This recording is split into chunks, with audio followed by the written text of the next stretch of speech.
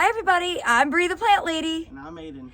And today we are probably doing something a little bit too early, but we're going to go ahead and take the Mangaves out from the crawl space here at the Carolina Garden House.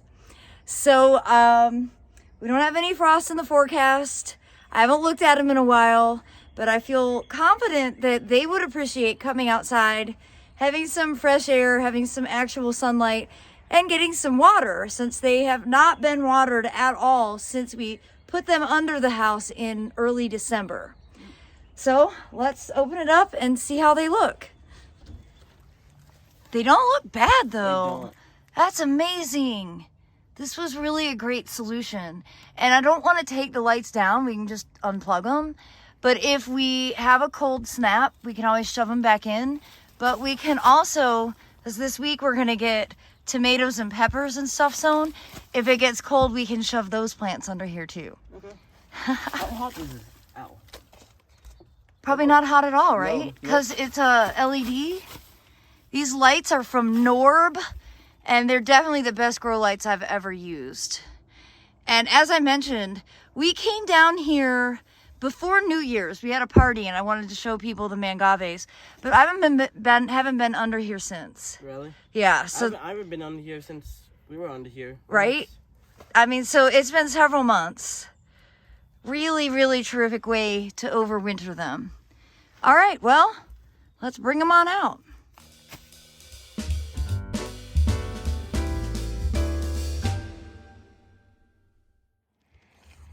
Well, as you can see, everything looks perfect, just like it did when it went in.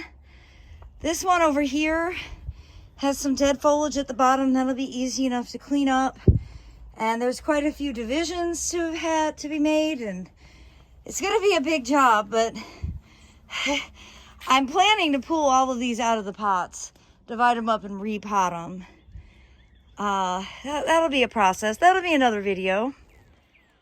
So the main reason that I wanted to get the Mangaves out from under the house is because our good friend Peter Van Ryzen of Plant Tip and Concept Plants, who actually has introduced the Mangaves into Europe, is coming for a visit this weekend, and he's staying here at the Carolina Garden House.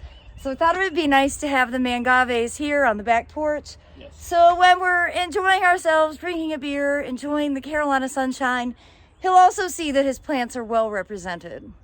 And I, say this jokingly, but hopefully it's not accurate.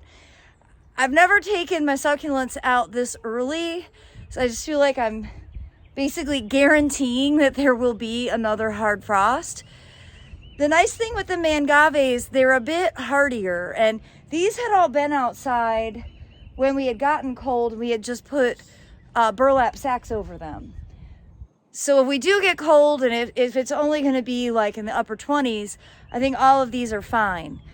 If there's a sudden cold snap to the lower 20s, well, the Mangaves are actually the least of the problems. So fingers crossed that won't happen this year. I'm tempted to dismantle the other succulent shed, but that's for another day because we've got to go see Abby run in a circle. Track has started. Yep. Well, it's the next day. Our forecast is still totally frost-free, and we've just decided that we don't actually even have that many succulents in this shed. We're gonna go ahead, rip the Band-Aid off, and pull them out. That way, I'll be able to start getting things divided so that I can actually offer some succulents for sale at the Spring Open Garden, which is something I've never done before, but I would love to be able to share my collection. So we're gonna take this opportunity on a beautiful sunny day. It's like March 30th, earlier than ever, but that is the theme of spring 2023. And we're gonna go ahead and get them out, put them into the sunshine, let them get some water. And over the course of the next few weeks, I'll be able to kind of divide and replant everything.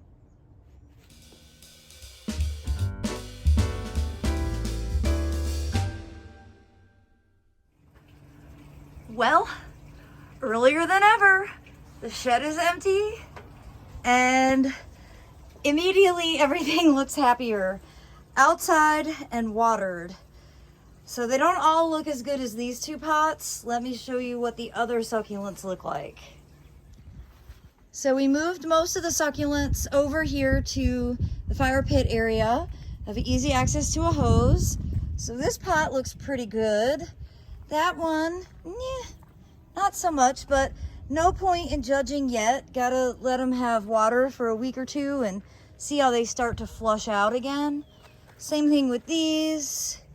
You know, they're not gonna win any beauty awards, but they're not dead either. And you can see these large pots here. You know, once they get cleaned up and repotted, I actually think we have a pretty nice collection to get started with. Doesn't mean that I'm not going to buy more, but I hate to waste what I already have. Well, I don't know if my advice in this video is good, if I'm jumping the gun, but it did feel great to get these succulents outside into the fresh air. So if you're like me and you've overwintered a lot of tender succulents and you live in a warm climate where you have a frost-free forecast, you might go ahead and take advantage of getting them pulled out now so that they'll get a jump start on the growing season. And like I said, if we have a sudden cold snap, I actually think most of these plants would be fine just with like the tomato cage with burlap over top, unless temperatures are going to be like below 23 degrees, which hopefully that isn't going to be the case this year. Well, as always, I thank you so much for watching, and I'm wishing you all the best. Happy gardening.